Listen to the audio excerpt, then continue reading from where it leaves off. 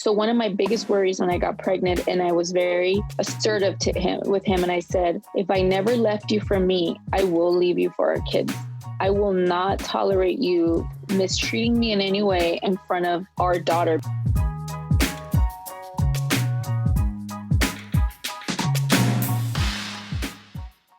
Okay, honestly, is love really that complicated? I mean, I think it can be if you don't trust each other, right? People always ask me, do you and Alia ever argue? But I'm wondering, why do people hate on online dating? I'm Alia Zaitza. And I'm Yoni Koto. And this is What's the Juice? The show of unfiltered opinions on everyday life. Absolutely no topic is off limits. Two different perspectives that met on Tinder, are 8 years apart, and from completely opposite cultures. Listen to What's the Juice every Wednesday wherever you get your podcast.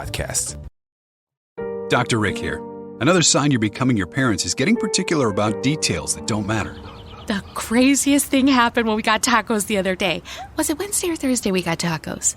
I know it wasn't Tuesday because that's when I went to my hairdresser. Shoot, what day was it? See how we all lost interest there? Progressive can't help you from becoming your parents, but we can help you compare rates on home insurance with Home Quote Explorer. Progressive Casualty Insurance Company affiliates and third-party insurers. Comparison rates not available in all states or situations. Prices vary based on how you buy. Shh. Welcome to the Secret Life Podcast. Tell me your secret. I'll tell you mine.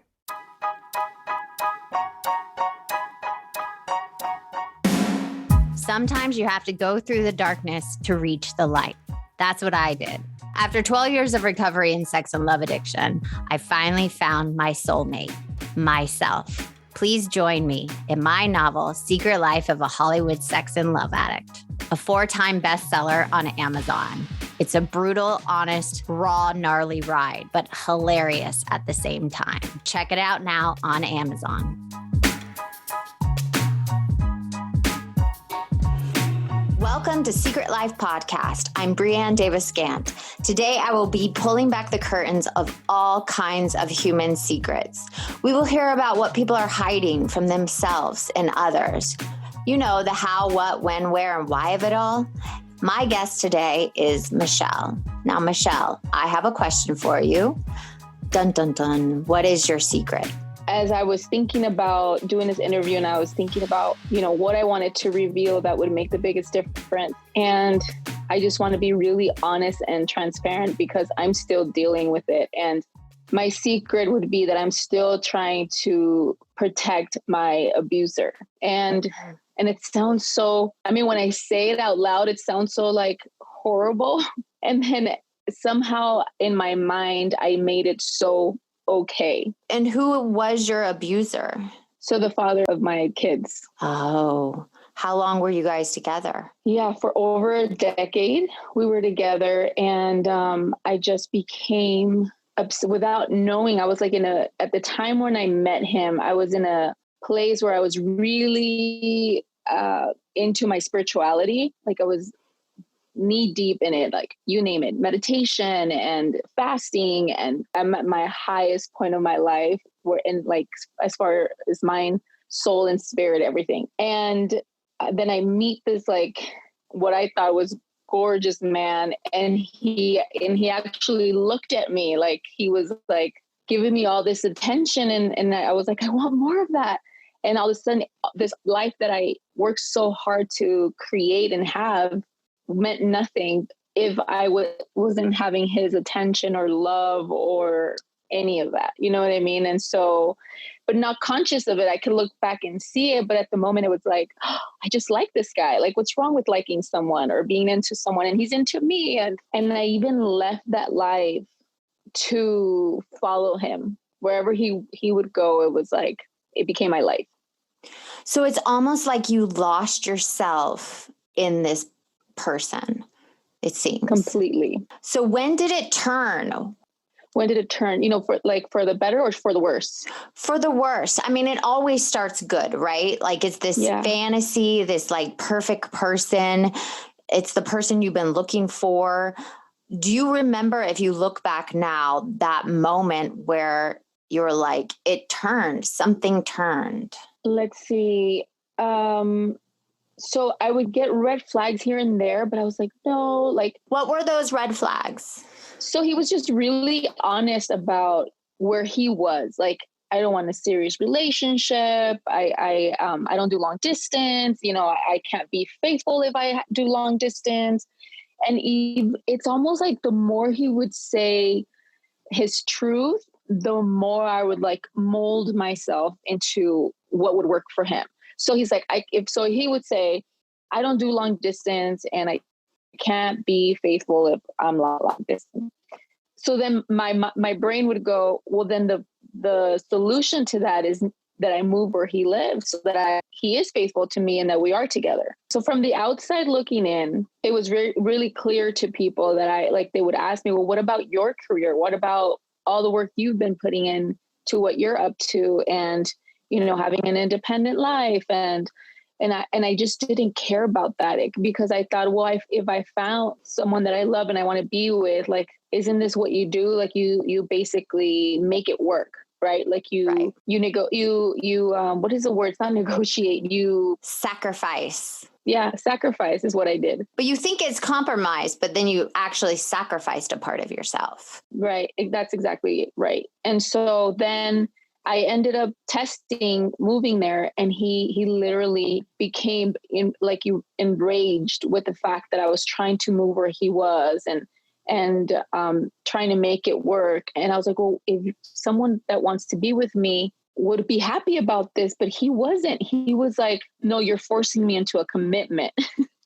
And so it was so confusing to me because I was thinking I was taking the steps to make this relationship work based on the information that I was given. And then at the second I would take action, I was punished for it. Oh, And so you moved there and did it just like escalate? I never ended up moving there. I actually didn't, because he got so scared. He was so afraid of commitment.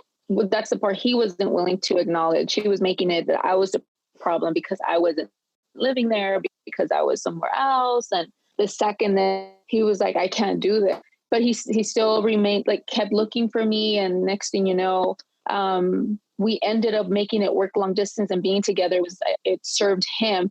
So this is the other part. So this is how deep it went as far as losing myself. So because he couldn't be faithful, right? He had an issue with being faithful. So then I thought, well, if you can't beat them, join them. I will join his fantasies of being with the other women. And he was like, it's almost like I got his complete attention. Like, oh, she's willing to do that with me. Like every guy's dream, you know, like being with two women at the same time, or having a girl and I had been in a relationship with a woman before. So I was into women myself. So, but if I were to be honest, I was doing it for him. So I thought, oh, this will resolve the issue of him being not being faithful. But do you see how deep that is? It's like, wait a minute, if someone doesn't want to be faithful and you still want to be with him, like something is wrong with you, not with him, you know? Yeah, it's like this thing that you so desperately wanted this unavailable person to love you when in sense you weren't loving yourself. Yeah, so completely. This went on a very long time. So once you did start like living in the same city and together, right? Yeah. And even though we were technically on paper living in the same city, I was still, working in a different state. And so I would have to leave, and, we were still long distance. And I think it was like 5 years into it where he finally followed me where I started putting my foot down. Like, sorry, this doesn't work for me. Like, you know what, it's fine if you don't want to do that. That's just not what I want. And the more that I kept putting my foot down with things, the more he wanted to come to me and go where I was and do what I wanted to do. I didn't understand why that was happening, or like I see it now. I was setting boundaries, but he wanted to be with me a lot more and pursue me and make it work with me. And then it just got to a point where I actually reconnected with some of because I isolated myself because I wasn't going to tell my friends like how I was losing myself for this guy who was like treating me not how I should be treated. And so I reconnected with some of those male friends. And then what I realized, the contrast of how good I was being treated by these friends of mine who I was not sleeping with, than the man who I was with, quote unquote, in relationship with, was so huge that I was like, it woke me up to, what am I doing? Like, how am I being treated better by these guys that I know my whole life than by the man that supposedly loves me? And so it just woke me up, and I completely like stopped the relationship. I said, I'm sorry, I can't do this anymore. And so you broke it off. I broke it off 5.5 years in, and I was really strong in that. And he was literally turning himself inside out to be with me again, make it work, and realizing that this X, Y, and Z. And I thought, wow, maybe it is like, he seemed very sincere. Like, well, maybe he does feel remorseful. Maybe he is sorry. And maybe he realized he's like lost the best thing ever. I always thought that's like what we think. We're like, I taught him. He's a different person. Yeah. Like I changed him, like I totally changed this guy. And so there was these like leadership development trainings that we ended up doing, and that he actually joined with me. And within that container, he basically, the part that I didn't say, got like, we started doing all these like, being with other women, threesomes and that kind of stuff. And then it got also physical, where he was physically abusive. And so all of that, basically, that was where I was coming from. Then to be with my friends who would do anything for me without wanting anything in return, and just being so welcomed and loved, was like, oh my God, what a contrast, right? It woke me up. Here's my question for you. Did you tell anybody he was physically abusive towards you, or was that a secret in itself? I did say, like, for example, one time I called his sister because it got so bad. I called his sister, and so his sister knew that it happened, but she thought it was like a single, like one event, like a one-off thing. Yeah. And that it would never happen again. And he was just, under the influence or something. Now, I'm just going to ask you a really specific question so our listeners can understand. Did he blatantly hit you, or was it a grab you, push you situation? If you're comfortable. Yeah. No, I am. Actually, I am. So yes and no. So it was always around like when we were drinking, like if we were out at a party, or like we were one time in New York, and it was Pride. And I remember we were just, in the parade, and it was so much fun, and we were drinking. And then next thing I felt insecure about something, and I had an intuition that he was texting someone, and then it would escalate like that. And next thing you know, that one incident, I don't remember because I blacked out. I just remember opening my eyes, or what it seemed like that I had opened my eyes, and I had blood in my face, and a woman was asking me, why did he do that? And I was like, do what? I didn't know what had happened. And she was like, he just hit you and left. And I was like, the last thing I remember is him trying to take his phone away from me. That's the last thing I remember. And the next thing is that woman saying, why did he hit you? And so I was like bleeding. And I remember thinking, oh my God, where did he go? Like, I just wanted to know where he was. Yeah. You didn't even a thought of like, maybe I should take care of myself. You just wanted to know where he was. Exactly. I just was like, what happened? I wanted to know, like, what happened? What did you do? So then I called his friend that was with us that had just left. I just didn't know what had happened. And then she couldn't even believe it herself, because that's not the persona that's not who people knew. Right. And so she was even questioning me. Are you sure he was the one that did it? Maybe it was another guy. And then it made me question me. Right. I was like, well, yeah. Right. And so then that's when my sister found out, and my sister was livid, like, about the whole thing. So that was like one big incident with more than a couple of people than I wanted found out. And I was really ashamed, because I never left him after that. I still stayed with him. He said he was going to go to counseling, and he took one session, and that was it. And then he would say, yeah, therapy's not for me, that kind of thing.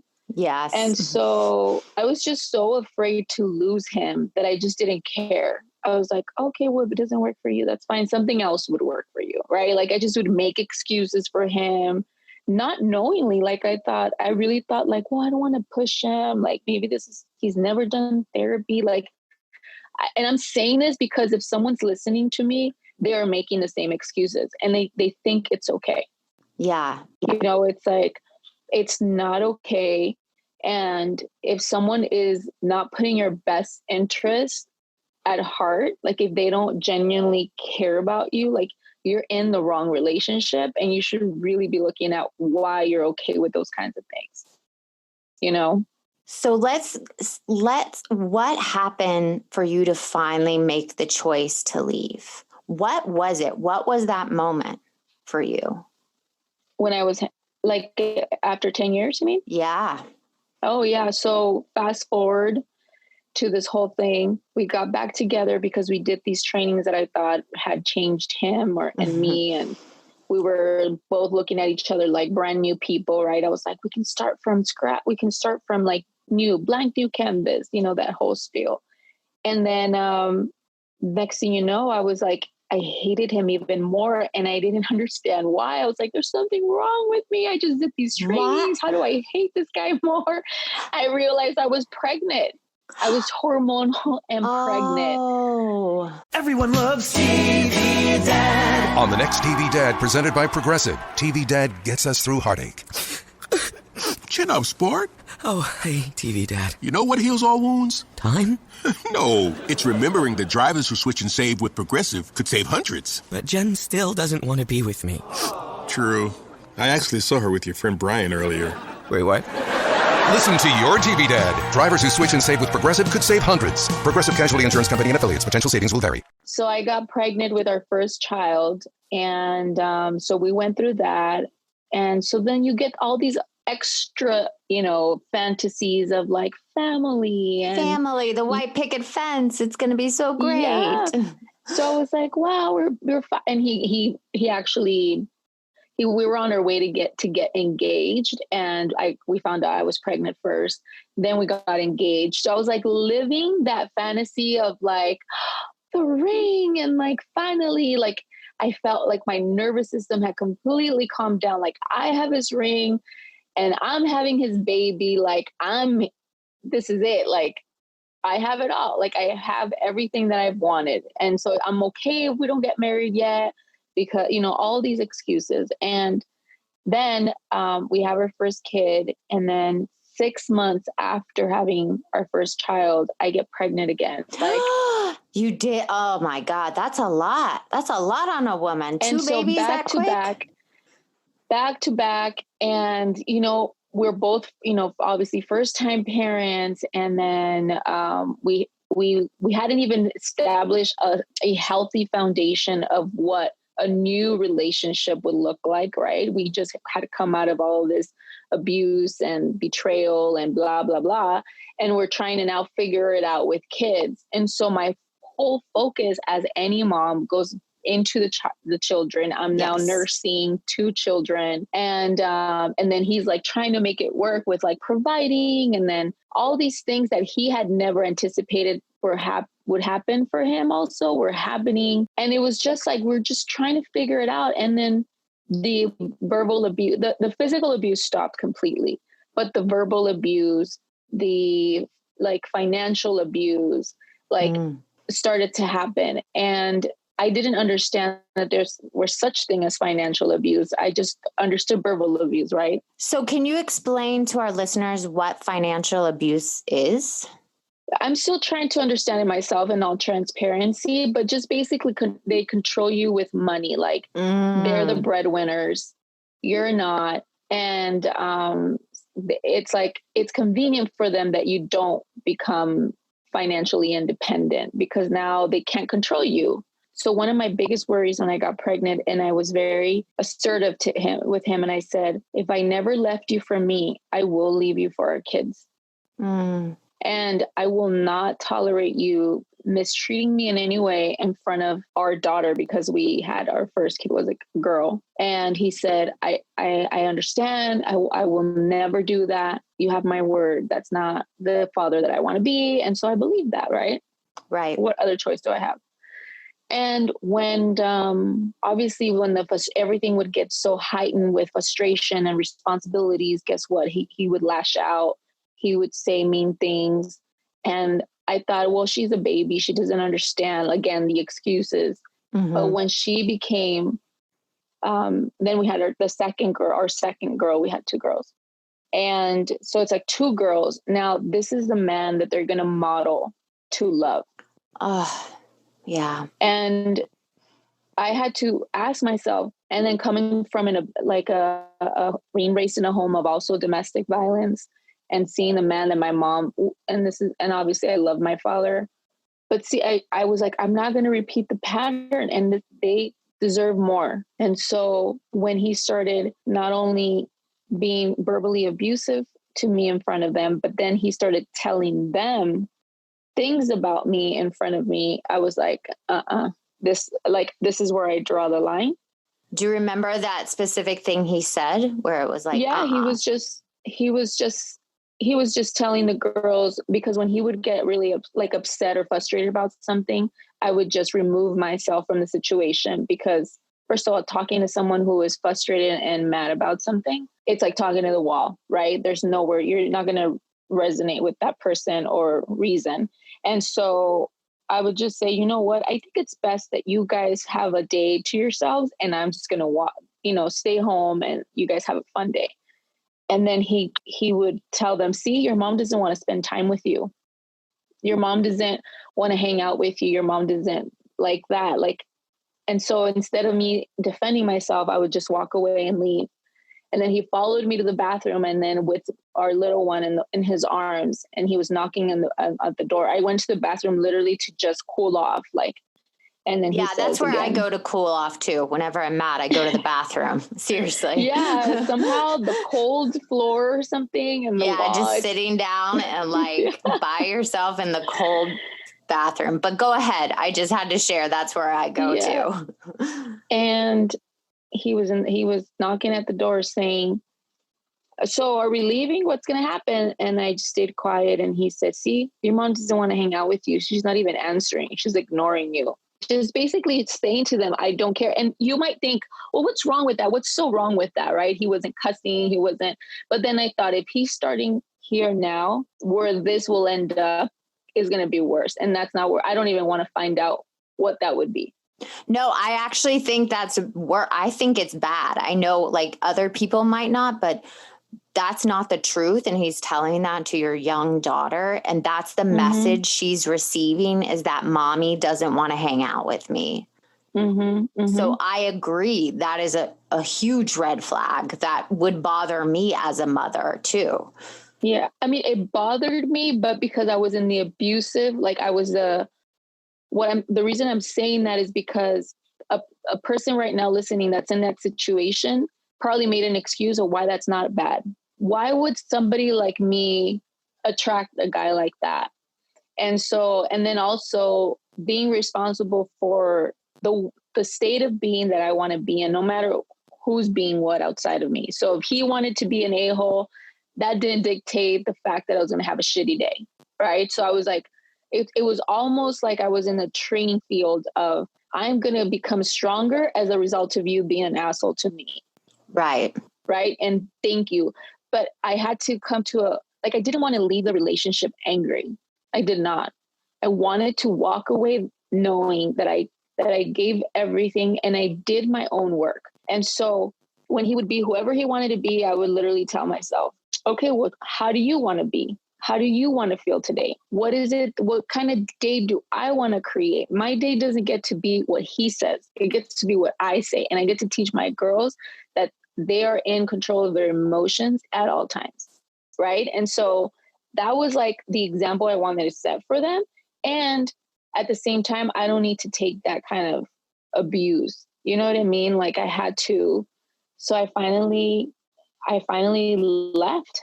I left, and I didn't leave him. I just left on a trip. We would travel because I wasn't sure that I would be strong enough to leave him.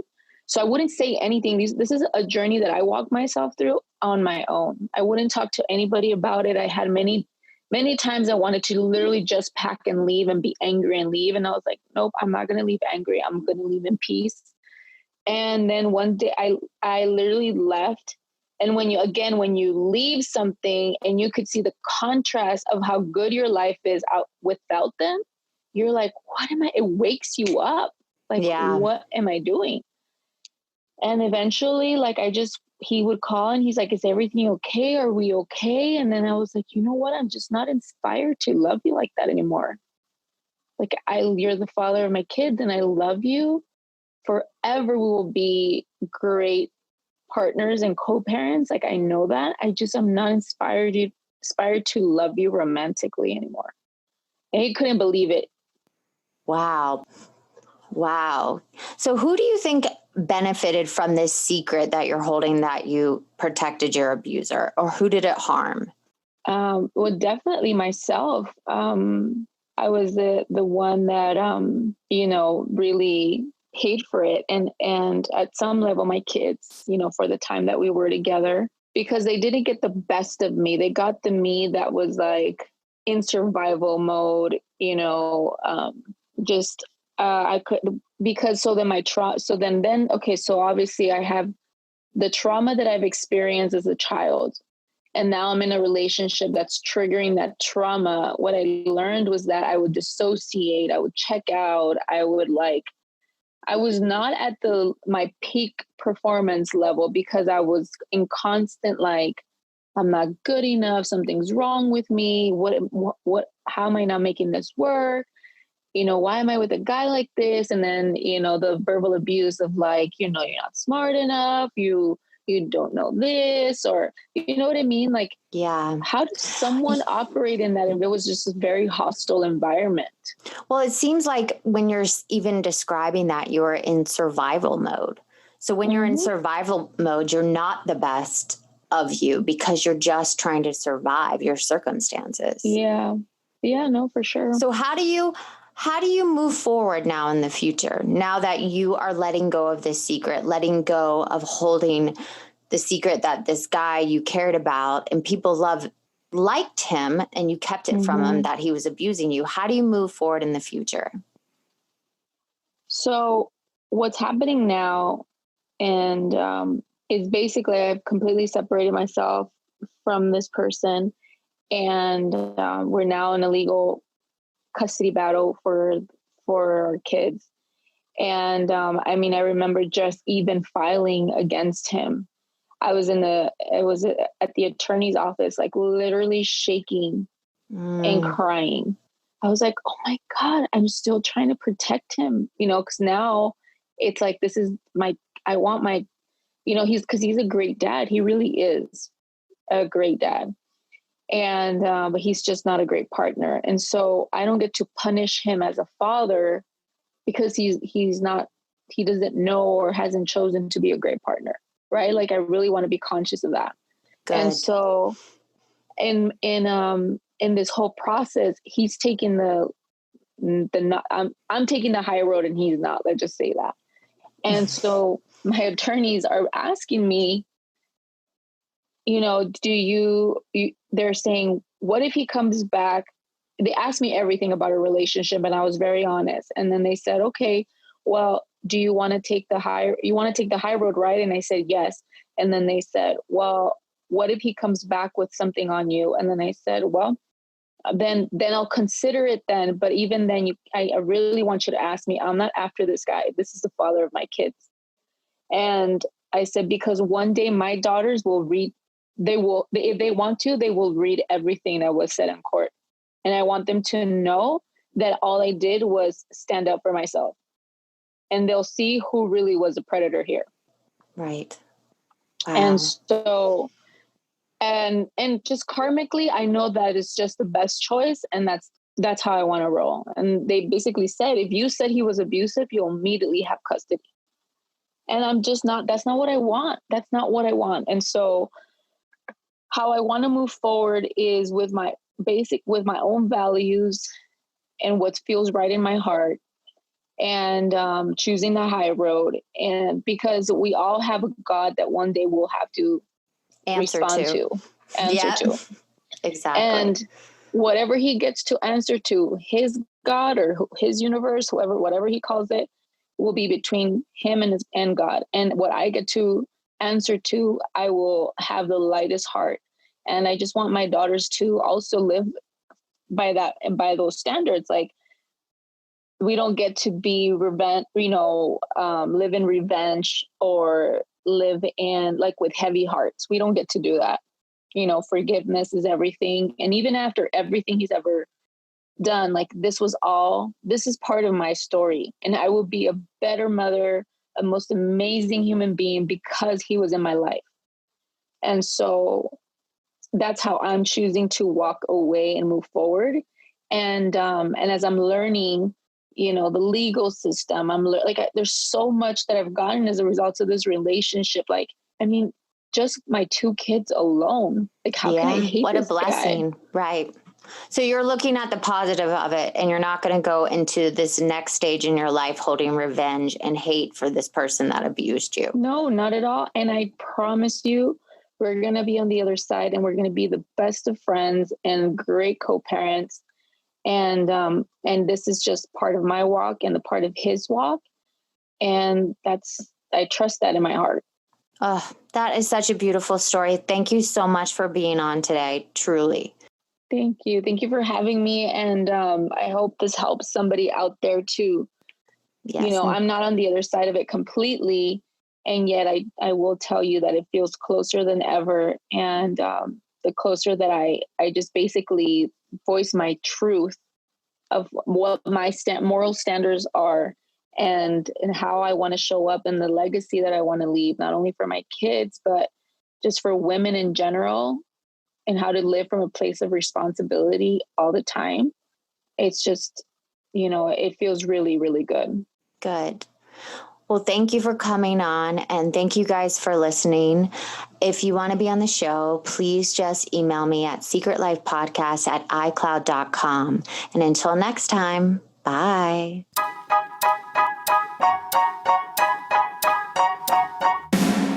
Thanks again for listening to the show. Please subscribe, rate, share, or send me a note at secretlifepodcast.com. And if you like to check out my book, head over to secretlifenovel.com or Amazon to pick up a copy for yourself or someone you love. Thanks again. See you soon. Progressive presents Adjusting to the Suburbs. You just bought a home in the suburbs, but no one told you about all the birds, specifically this one, who seems to be calling out Roy. Roy. But who exactly is Roy? And why doesn't he ever respond? Maybe Roy is just bird speak for save with Progressive by bundling your home and auto. I guess until Roy answers, we'll never know. Progressive Casualty Insurance Company. Coverage provided in service by affiliates and third-party insurers.